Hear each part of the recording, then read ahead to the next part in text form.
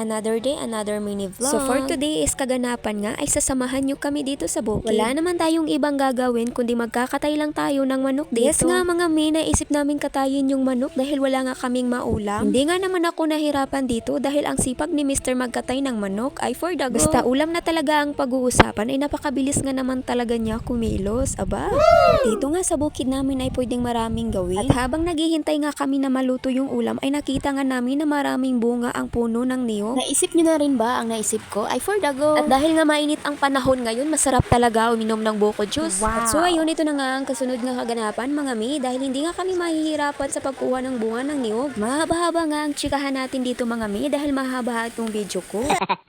So ayun nga mga mi, naparami ang kuha niya. Yes mga mi, naparami nga ang kuha niya pero hindi naman ito masasayang. So yun nga mga mi, nagkamali ata ng kuha yung Mr. ko dahil unti lang yung laman. Uh-oh. At no worries nga naman dahil marami naman ang puno dito ng niyog na maraming bunga. Pwede naman kaming kumuha ulit kahit ilang piraso pa. Sulit talaga ang sabaw nito mga mi dahil napakatamis kahit babalik-balik ka pang uminom nito mga mi. At kaya nga hindi kami nagsasayang, kumuha kami talaga ng lagayan para magagamit namin itong sabaw mamaya mga mi. So yun nga, habang ginagawa namin to, may batang makulit, naghugas pa naman ng kamay, muntik na ang matapunan tong tubig namin dito na sabaw. Nakakaluka talaga itong batang to, nagtatawanan talaga kami ng papa niya sa ginagawa niya. At may batang nauhaw dahil laging ang inuutusan ng papa niya, napakasipag nga naman. So yun nga, ngiting tagumpay ang batang makulit. Anyway, babalikan natin kung luto na ba ang ulam. So yun nga, si Mr. na nga ay nag-check kung okay na ba dahil kakain na. Aba, sabaw pa lang, ulam na. Konting kulo na lang, maluluto na ito mga mi.